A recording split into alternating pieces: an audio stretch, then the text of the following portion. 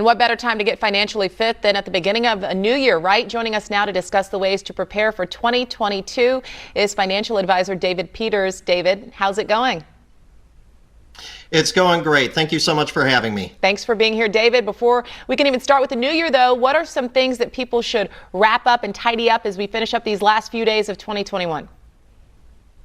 Well, I think that the big thing right now is to really take a hard look at your budget. I mean, especially this time of the year, we tend to overspend because of the holidays. We have a lot going on.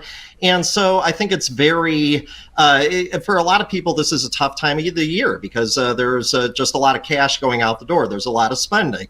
So I think taking a hard look at your budget, really thinking about the things that, what are the things that we really want to spend our money on, and what are some of those things that we just haven't cut out of the budget. I know that for a lot of people, they tend to have automatic charges and things like that they really don't think about, and those can be pretty damaging. They're costing us money that we don't need to spend, and especially in a time right now where inflation is high and things are costing more, I think it's important to really have a really streamlined budget. For sure. That's a great tip.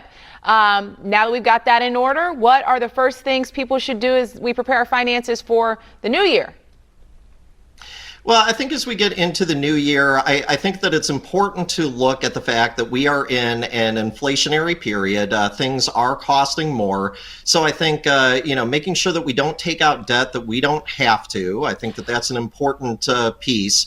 I would also offer, too, that you can make inflation work for you. I mean, I think that now is a good time to invest, to try to put money into your 401k, try to rebuild, especially if you took out money during the pandemic from a retirement account, try to build that back up again. And I think, starting fresh in 2022 and starting now, I think that's a great goal.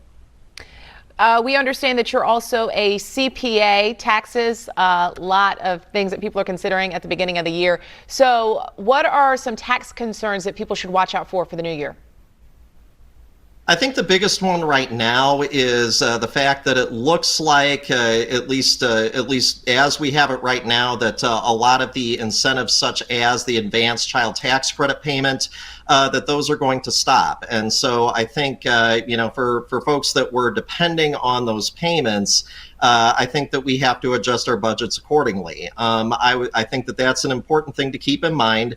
The other thing I would say kind of related to that is that if you were receiving the advanced child tax credit payments, that your refund may be a little bit less than it's been in the past, because effectively what you're doing is that when you get those payments during the year, you are taking your refund ahead of time.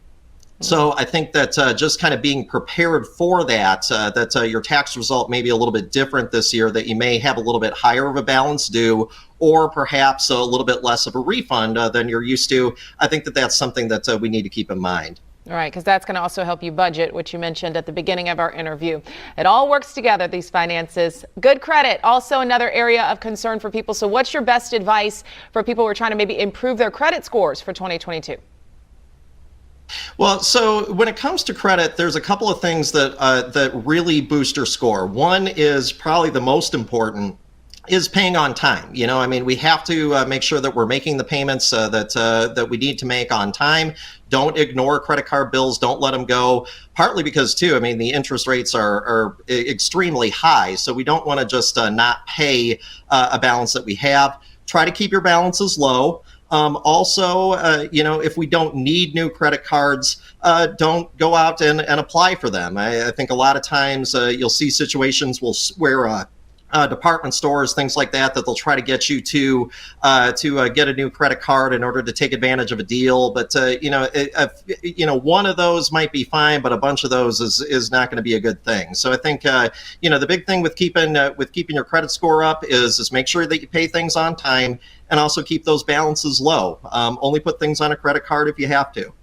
All right. And what's a simple, easy financial New Year's resolution that you can share? If you could just pick one, what would it be?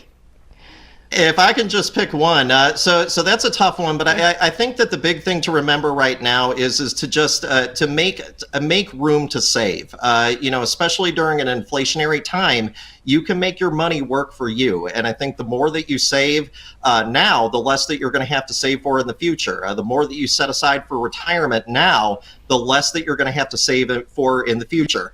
Time value of money works. Inflation over time. The more money that you save now, the less money that you're going to have to save later on. So I think savings is really the key for 2022, especially if the inflation rates continue to be as high as we think they're going to be throughout the year. Right. I've got to do better with that. I'm guilty. I need to save more for sure in the new year. Financial advisor David Peters, thank you so much for your time and insight. Happy New Year.